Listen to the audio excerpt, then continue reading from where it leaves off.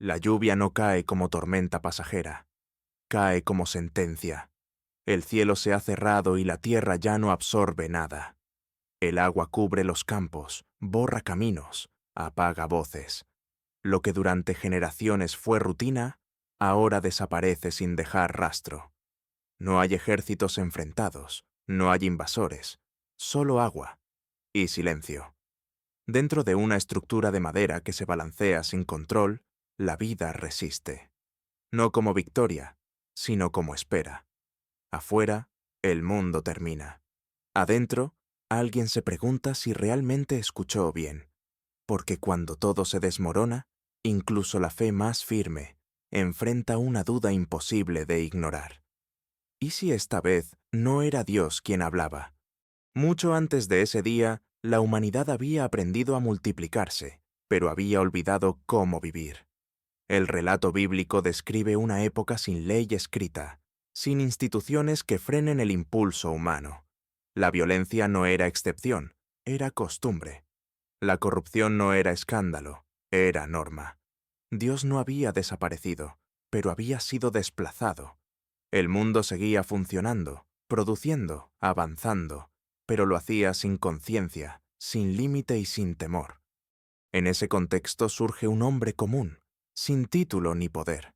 No es rey, no es profeta reconocido, no lidera multitudes. Vive en el mismo mundo que todos, rodeado por la misma corrupción, expuesto a la misma violencia. Pero hay algo que lo distingue. No camina según la corriente dominante. La Biblia lo describe como alguien que camina con Dios, una expresión simple que esconde una realidad profunda. Caminar con Dios implica ritmo, constancia y dirección compartida. No es un acto aislado, es una forma de vivir. Obedecer en ese tiempo no significaba solo creer, significaba quedar solo. No había comunidad de fe, no había respaldo social. La justicia de este hombre no lo convierte en ejemplo admirado, sino en figura incómoda. La diferencia siempre incomoda cuando expone lo que otros prefieren ignorar. Y esa soledad prepara el terreno para una responsabilidad que nadie querría recibir. La decisión divina de intervenir no surge como impulso repentino. El texto bíblico deja claro que Dios observa, evalúa, espera. La corrupción había alcanzado una profundidad tal que la violencia ya no era una acción, sino una estructura. La vida había perdido valor, y cuando la destrucción se vuelve sistemática, la intervención se vuelve inevitable.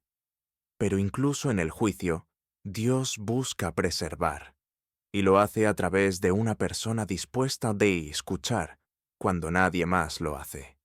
La instrucción no llega acompañada de señales visibles inmediatas. No hay lluvia previa, no hay catástrofes iniciales. Solo una advertencia y un plan detallado. Construir un arca. Prepararse para un evento que contradice toda experiencia conocida. Noé no recibe un calendario exacto, ni pruebas que convenzan a otros. Recibe tiempo, y ese tiempo será la prueba más dura.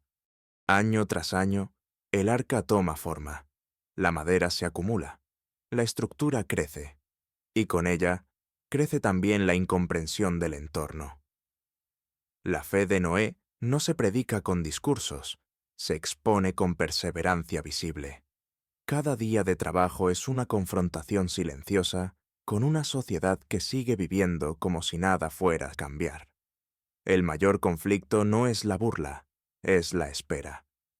Creer durante años sin ver resultados desgasta incluso al más convencido. El silencio de Dios se vuelve parte del proceso. No hay nuevas instrucciones constantes, no hay confirmaciones diarias. La obediencia se vuelve rutinaria, y ahí es donde muchos abandonan. Noé continúa, no porque entienda todo, sino porque confía en quien habló. La fe deja de ser emoción y se convierte en disciplina. Cuando finalmente llega el momento, no hay marcha atrás. La lluvia comienza y el mundo reacciona tarde. El arca, que durante años fue símbolo de locura, se convierte en único refugio. Pero entrar no es alivio inmediato. El encierro comienza. La oscuridad, el ruido constante del agua, el movimiento incontrolable. Noé no controla el rumbo, no decide el final, solo espera.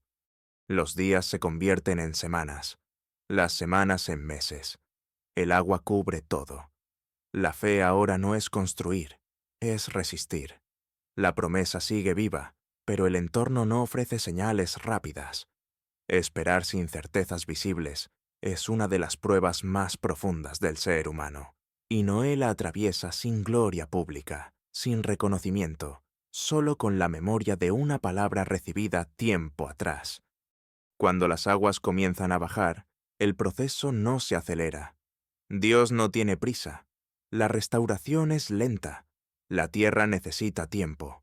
Noé aprende que sobrevivir al juicio no significa estar listo para empezar de nuevo. Hay que esperar incluso cuando la amenaza ya pasó. Al salir del arca, el mundo es otro. No mejor, no peor. Vacío. La responsabilidad ahora es inmensa. Todo debe comenzar otra vez, pero con memoria. Noé ofrece adoración, no como celebración triunfal, sino como reconocimiento humilde.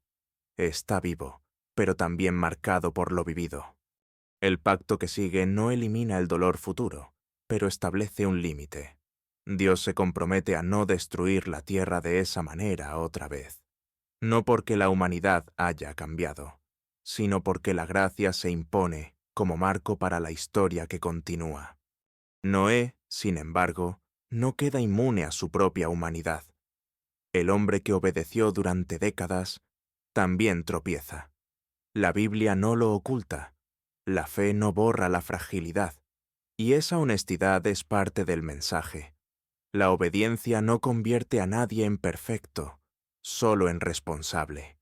Hoy, la historia de Noé sigue interpelando. No por el diluvio en sí, sino por lo que revela sobre la condición humana, la normalización de la violencia, la indiferencia espiritual, la idea de que todo puede seguir igual indefinidamente. Noé recuerda que la paciencia de Dios existe, pero no es infinita, y que la fe auténtica suele construirse en silencio, mucho antes de que el mundo note que algo está por cambiar. La historia termina sin aplausos, sin monumentos. Termina con una promesa en el cielo y una pregunta en la tierra. ¿Qué estamos haciendo hoy con el tiempo que todavía tenemos?